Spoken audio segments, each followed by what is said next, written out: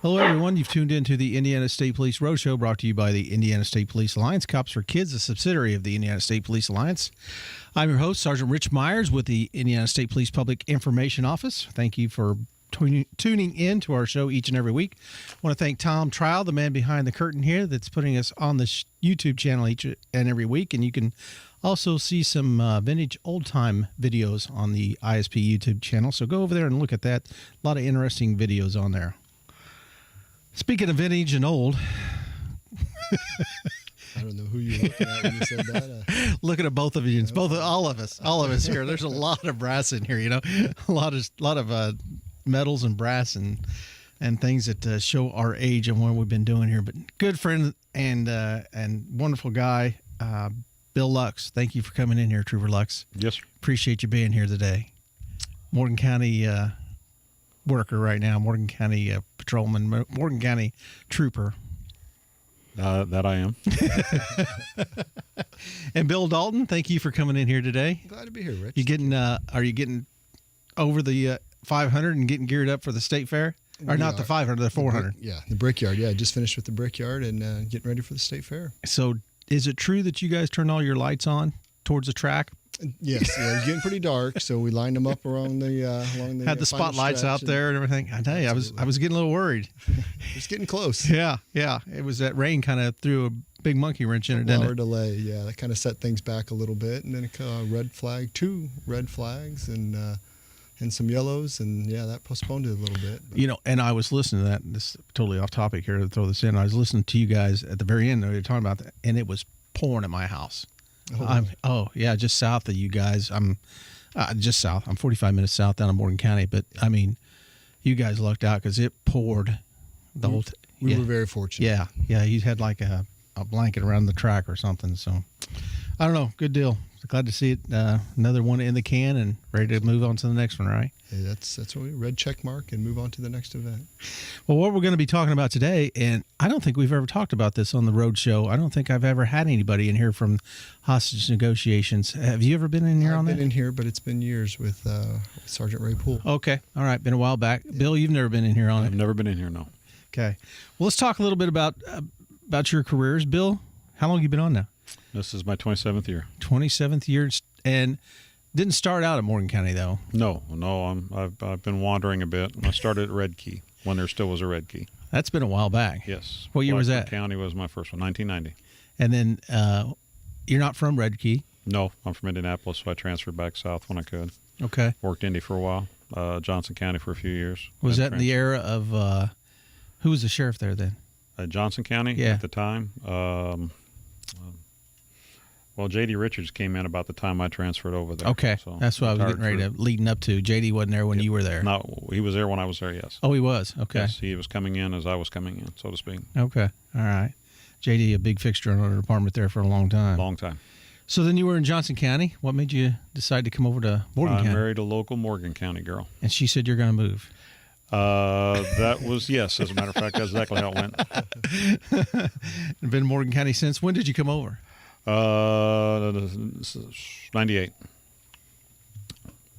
I've been patrolling Morgan County roads ever since. There, right? I went to Putnam County for a couple of years when I transferred to Putnamville, but down Morgan County since about 2000. Bill, yes. How long have you been on? I came on in 2000. Okay. So I'm in my 17th year. And you start out where? Indianapolis District. Okay. So, but originally from Northwest Indiana, Portage. How did you get down here?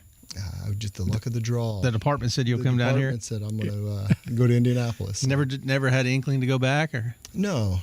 Actually, I had same thing as Bill. I went to the college and met my wife from down here, and then we just got married and stayed here. Okay. And your current assignment now, you're Special Operations? Correct. I'm a sergeant in Special Operations, and I do event and incident management for the department as it's my day job. Yeah, all the events that goes on around Indianapolis. Bill's got his hand in there. Everything that goes on from State Fair to the Thunder on the Ohio down to the Indy 500 and the Brickyard 400. Bill's got a hand in that somewhere. But we're going to talk about something that I have never been a part of, never seen it happen, don't know anything about it. So tell me about hostage negotiation. How did you get involved in that? It was just something that appealed to me as a specialty team. The commander before, Chris Wilson, and then the team leader for the Central, Fred Warren, who have since both retired. And it was just a specialty team that interests me. I just thought the idea of being the person that the suspect would communicate with, and then working with tactical, I just thought it was interesting. Have you got to have a good background as being a talker? It definitely helps. But Bill is an excellent talker. And, that's what I was getting ready to say. So, absolutely. if that's the background that you need, that varies this over to Bill. Yeah, I see where you're going with this. Yes. So, what made you decide, Bill? Because you've not been on that long, have you? No, I've been on about 3 years. I basically wanted the training. Working the streets, I've been in a situation without said training. Yeah. Several times, and I definitely wanted the training, and I find it interesting, and I've got the gift of gab, so it worked out all right. Do you find that this training helps you out in your everyday road patrol duties? Immensely. Really? Immensely. Okay.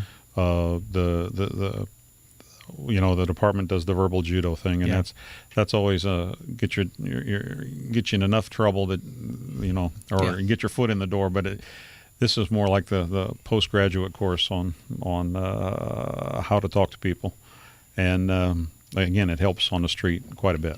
Well, and I always found, being the stature that I am, smaller guy, and I don't like to get hurt, it's a lot easier to talk yourself out of a situation than fight yourself out of a situation, isn't it? And the older we get at this, the easier when they're 19 and 20 years old. Yeah, you're absolutely right. Yeah. So, what does the training consist of? What do you have to do? The training is it's a course, and it originally started when I came on the team in 2006. We went to the FBI's, and they put on a week-long 40-hour course on negotiations, and now we have one of first sergeant in our department, Dr. Don McKay, has created a course, and it mirrors or has a lot of similarities to the FBI course that we instruct our own, but it's the same. It's a 40-hour course throughout the week. There's 3 days of academic training, and then 2 days, and Bill went through it. It's 2 days of intense scenarios. Wow! And but it's a great course. Well, again, you're listening to the Indiana State Police Roadshow, brought to you by the Indiana State Police Alliance, Cops for Kids, subsidiary of the Indiana State Police Alliance. I'm speaking with Master Trooper Bill Lux from the Bloomington Post, works Morgan County, Sergeant Bill Dalton from Special Operations. Both of them are hostage crisis negotiators. And Bill's also on the critical incident stress debrief team also, so maybe we can talk a little bit about that. But I can imagine the training, you especially talking about this two-day thing, but the whole time that you're doing this has got to be a mental anguish that you're talking to these people. That would be the case. Yeah, it's got to be very stressful. It gets very, very intense. So do you have somebody with you to back you up? Do you have two there? Is there one there? What's the protocol, or how does that work out? You want to have a team, and we train in a team concept because it's very difficult to be able to carry on a conversation in a stressful situation and to document the information that you need and to be able to formulate the next question or the thought or the direction. Right. So having somebody else there to assist and or a team there to assist with documenting and somebody else listening and assisting with kind of direction where to go or a direction maybe where not to go. And so, we really push a team concept. It's very difficult to negotiate by yourself. It's going to be very difficult to do it, period, because there is no two situations alike. Absolutely. You may have...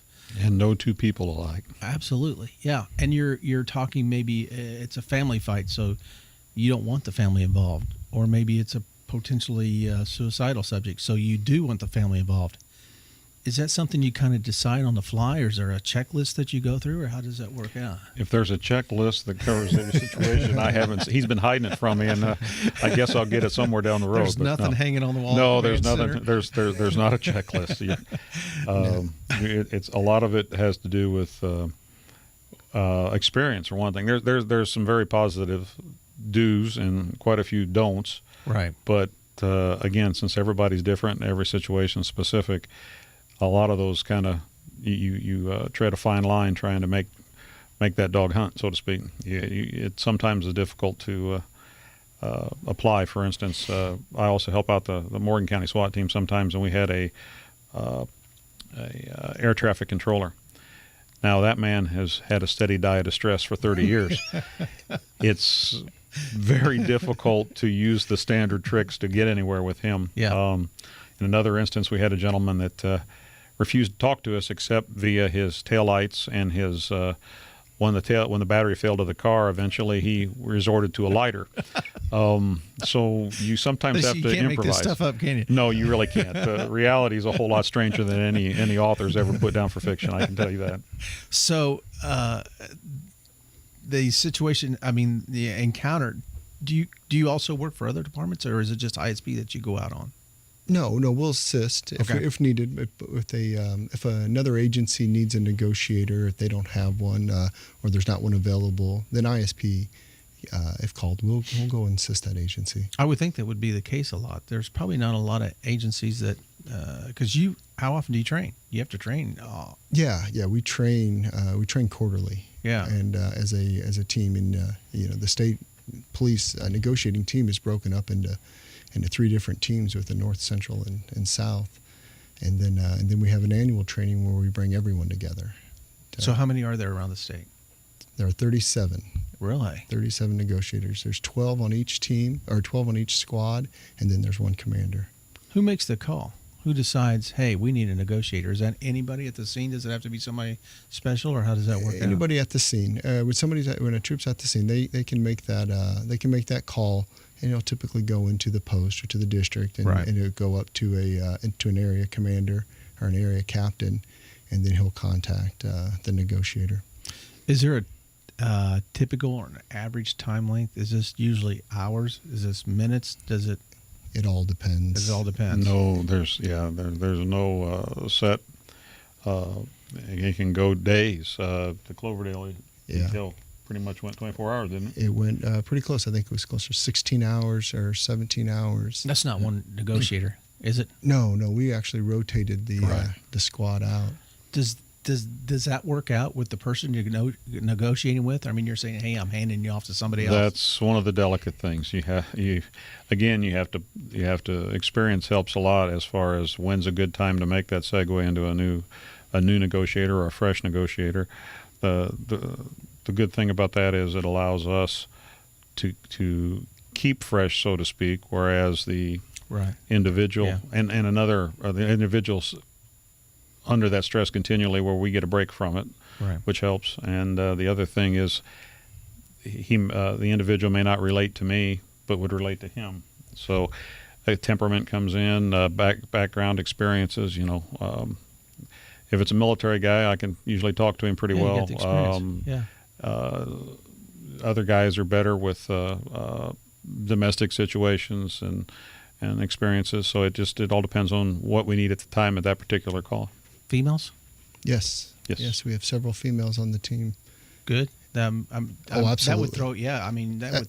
Yeah, absolutely. And when it comes to choosing who negotiates, absolutely, gender plays a role. I can see that. If the team leader thinks that maybe a female negotiator in this situation may work better. So sometimes you see something going south. These two aren't marrying up. You bring somebody else in. Correct. Absolutely. And they're there, like I said, as a team concept. There's numerous individuals. Hopefully several individuals show up at the same time for us as negotiators, and everybody has input. Okay. Not everybody may be talking to them at the time, but everybody has input, and then we're trying various venues until we can find a tack that actually seems to work with the individual that we're talking to. Everybody's listening and making donations to it. Yeah, absolutely. Good. Guys, we're down to our last 42 seconds. I appreciate you coming in. It's very interesting stuff to me. I've never been this in depth to it, and I appreciate you coming in and explaining what you do, and thank you for what you do. Thanks for having us. Again, you've been listening to the Indiana State Police Roadshow, brought to you by the Indiana State Police Alliance and Cops for Kids, a subsidiary of the Indiana State Police Alliance. I've had with me Master Trooper Bill Lux from the Bloomington Post, a trooper out of Morgan County, and Sergeant Bill Dalton, Special Operations, and they're both hostage crisis negotiators for the Indiana State Police. Thank you for what you do, guys. Thanks for coming in today, and welcome back anytime you can come. Thank Thanks, you very sir. much. We'll talk to you next week. The Roadshow is out.